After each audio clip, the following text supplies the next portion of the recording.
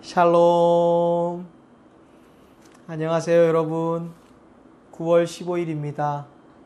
오늘 이 아침에도 하루를 시작하면서 잊지 않고 오늘의 만나 노크하시고 문을 열고 들어오신 여러분들 진심으로 환영하고 축복합니다.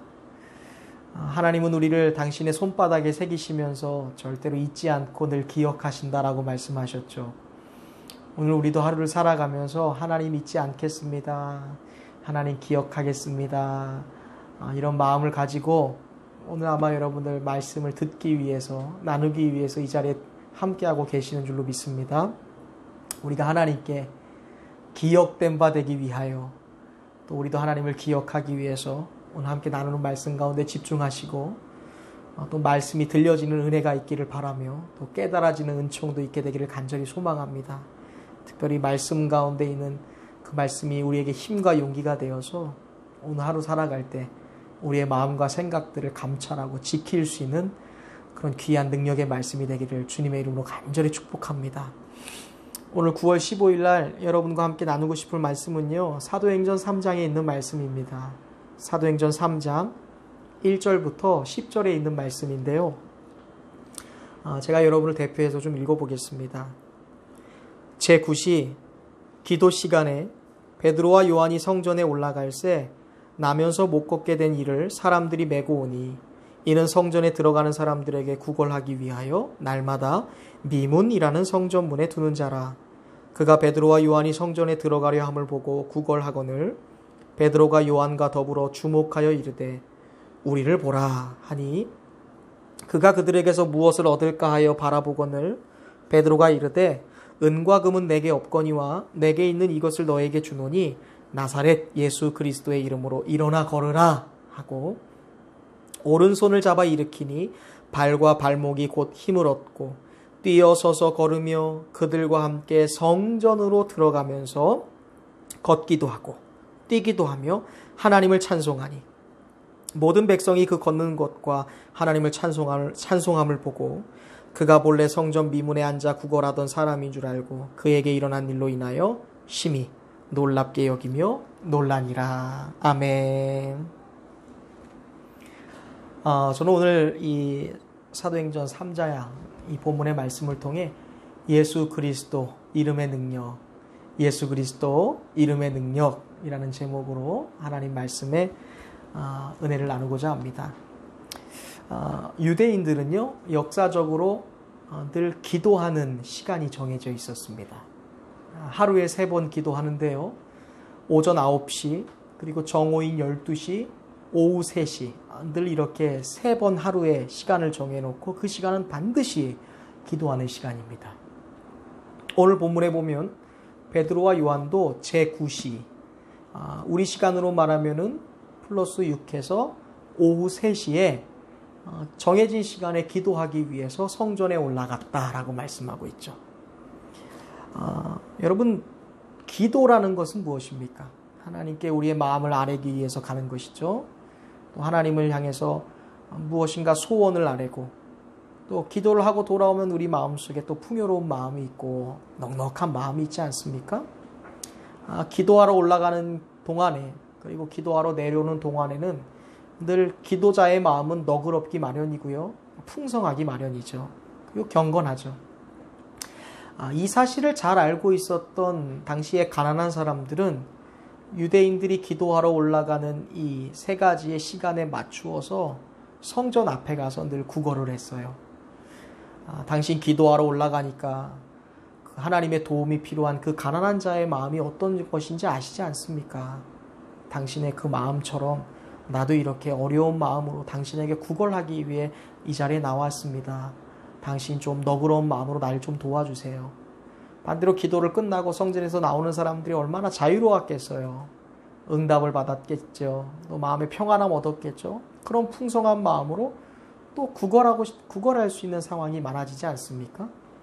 그래서 당시에 가난한 사람들은 유대인들의 이 정해진 3번의 기도 시간에 맞추어서 성전에서 구걸을 했어요. 오늘 본문에 나오는 안진뱅이라는 사람도요, 이 기도 시간에 맞추어서 기도자들이 들어가는 이 성전 미문이라는 곳에 앉아서 그 사람들의 동정심을 유발해서 동전을 받아서 하루를 살고 하루를 사는 굉장히 불쌍한 사람이었습니다. 2절 3절 말씀해 보면 이 사람은 매일같이 그 시간대에 성전 앞에 나가서 구걸을 했다라고 말하고 있죠. 그런데 좀 특별한 것은 이 안진뱅이가 구걸했던 그 장소는요, 미문이라고 되어 있습니다. 미문, 아름다운 문이라는 것이죠. 성전을 들어갈 수 있는 그 동서남북에 있는 많은 문 중에서 가장 아름다운 문이라고 되어 있는 것입니다. 성전에 들어가기 위해서 가장 아름다운 미문을 사람들은 그 미문을 통과해서 하나님 앞에 예배하고 기도하기 위해서 나가는 곳입니다.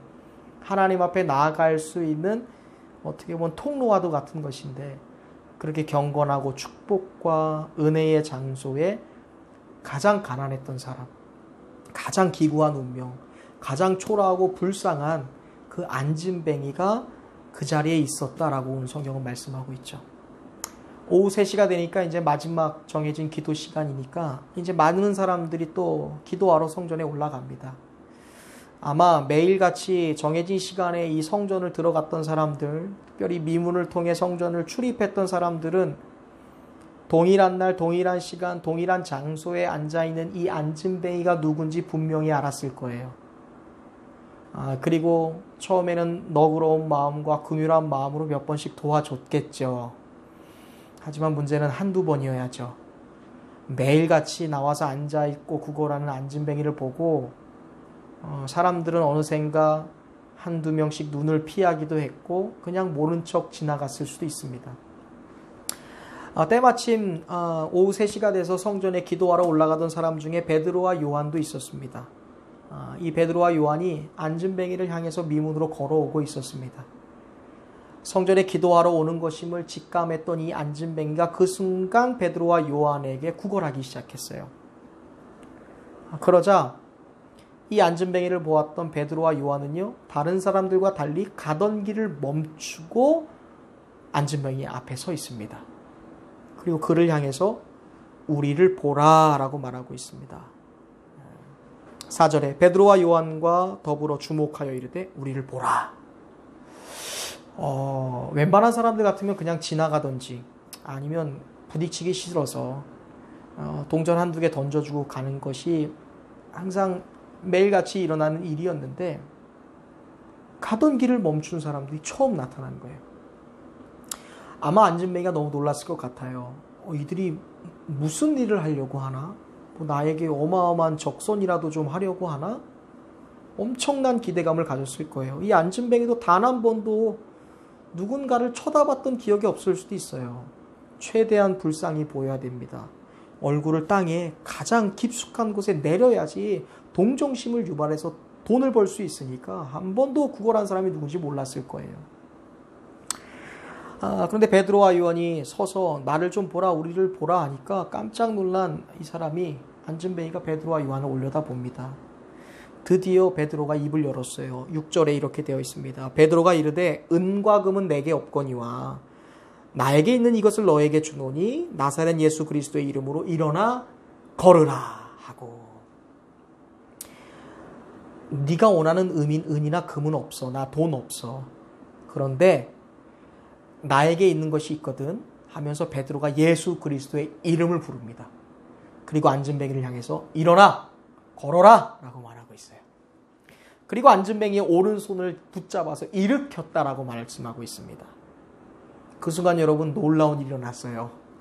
정말 기적이 일어납니다. 태어나서 한 번도 걸어본 적이 없던 사람이에요.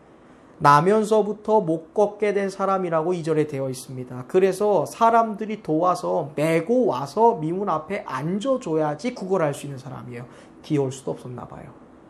태어나면서 한 번도 걸어보지 못했던 나면서부터 안진뱅이가 그 순간 발과 발목에 힘이 들어가기 생깁니다. 힘을 얻었습니다. 그리고는 아무의 도움도 받지 않고 스스로 걸었고요. 뛰어다니기까지 했다라고 성경은 말씀해요. 유대인의 법에 의하면요. 육신이 온전하지 못한 사람은요. 그 온전하지 못한 그 자체로서 부정한 것입니다. 그래서 여러분 절대로 성전 안에 들어갈 수 없어요. 당시 제사법에 의해서 흠없는 소나 양만이 하나님께 번제로 드려지는 것은 물론이요, 사람조차 흠이 있는 사람, 신체에 문제가 있거나 어떤 병이 있거나 장애가 있거나 그리하여 부정하다고 일컬어지는 사람들은 단 한 번도 성전에 들어갈 수가 없었습니다. 그러니까 이 사람은요, 매일같이 나면서부터 구걸이라는 것을 알았을 때부터 성전에 들어가는 사람들에게 구걸하기 위해서 매년, 매일, 매달, 매 같은 시간에 성전 안에는, 앞에는 있었지만 성전을 한 번도 들어가 본 적이 없는 사람이에요, 여러분.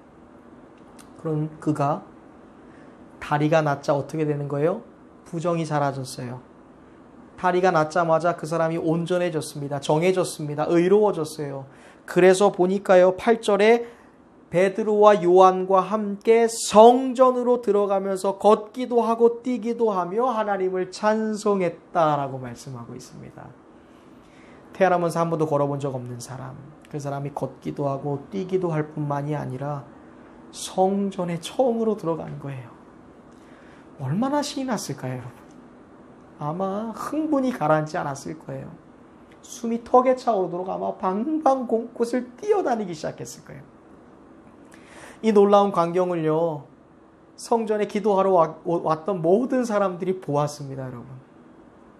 지금 유대인들은 자기 앞에서 걷고 뛰고 찬양하고 소리를 지르는 사람, 그 사람이 바로 수년 동안 이 성전이 생긴 이래로, 자기가 기도하러 온 이래로 매일같이 그 미문 앞에 앉아 있었던 부정한 사람, 나면서부터 안진뱅이, 우리가 매일같이 도와줬던 사람, 그 구걸하는 안진뱅인 것을 알고 깜짝 놀라고 또 놀랐다라고 되어 있어요. 아니, 저 사람이 어떻게 일어난 거야? 아니, 이게 도대체 무슨 일이야? 아니, 저 안진뱅이한테 도대체 어떤 일이 일어난 거야? 말씀해 보면요, 10절에 심히 놀랍게 여기고 또 놀랐다. 유대인들은 알지 못했대요. 백성들은 알지 못했지만 여러분, 저와 여러분은 알고 있어요. 베드로와 요한은 알고 있고요. 무엇보다 한 번도 일어나 보지 못했던 이 안진뱅이, 무엇이 과연 자신을 일으켰는지 이 안진뱅이 본인은 너무나 잘 알고 있는 거예요. 만일 여러분 그런 생각을 해봐요. 베드로와 요한이 이 안진뱅이가 요구하고 원했던 대로 은과 금을 던져주었으면 어떻게 됐을까? 기뻤겠죠. 그런데 그 기쁨도 잠시예요, 여러분.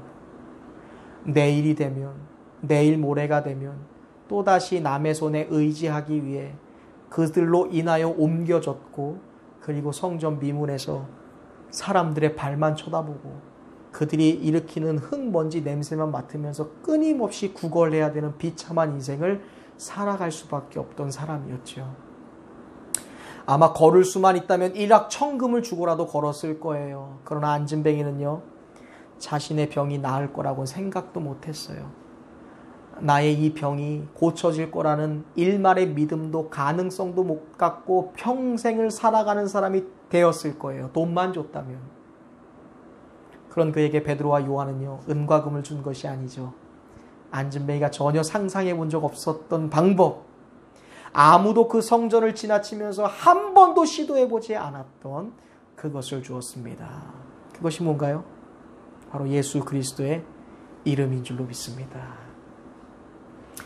베드로와 요한의 능력으로 일어난 것이 아니라 예수 그리스도의 이름의 능력, 오직 예수 그리스도로 인하여 이 사람이 온전케 된 줄로 여러분 믿으시기를 바랍니다. 성경에 보면요, 예수님의 이름으로 행해진 곳에는 엄청난 기적이 일어났어요. 예수님 자체가 일으키신 기적은요, 셀 수 없이 많습니다, 여러분. 성경에 보면 예수님은 죽은 자도 살렸어요, 여러분. 귀신 들린 자도 고쳤습니다. 예수님의 이름 앞에 모든 권세와 열방이 굴복하고 복종할 것이다 라고 성경은 말씀했어요. 여러분, 예수님의 이름은요, 파멸해서 생명으로 바꾸는 능력이 있어요. 한 사람의 인생을 절망에서 소망과 기쁨으로 송두리째 바꿀 수 있는 능력의 이름이 바로 예수 그리스도의 이름의 능력이다라고 오늘 본문은 말씀하고 있습니다. 예수님의 이름은요, 저와 여러분을 구원할 수 있는 이름의 능력이었죠. 제 아무리 태어날 때부터 안전뱅이였던 사람이라 할지라도 이 사람처럼 또한 비참한 운명에 처한 사람이라 할지라도 예수 그리스도의 이름 앞에 변화되지 못할 인생은 없고 어떠한 것도 고치지 못할 것은 없다라고 오늘 성경은 분명히 말씀하고 있습니다. 여러분. 그런데 여러분 그 사실 아세요? 오늘 베드로와 요한이 사용했던 그 이름의 능력, 예수 그리스도의 이름의 능력이 오늘 누구에게 있어요? 여러분에게 있습니다. 아멘이신가요? 저에게도 있죠. 요한복음 14장에 보면 13절 14절에서 예수님이 이런 말씀을 하셨습니다. 너희가 내 이름으로 무엇을 구하든지 내가 행하리니 이는 아버지로 하여금 아들로 말미암아 영광을 얻게 하려 하심이라. 아멘.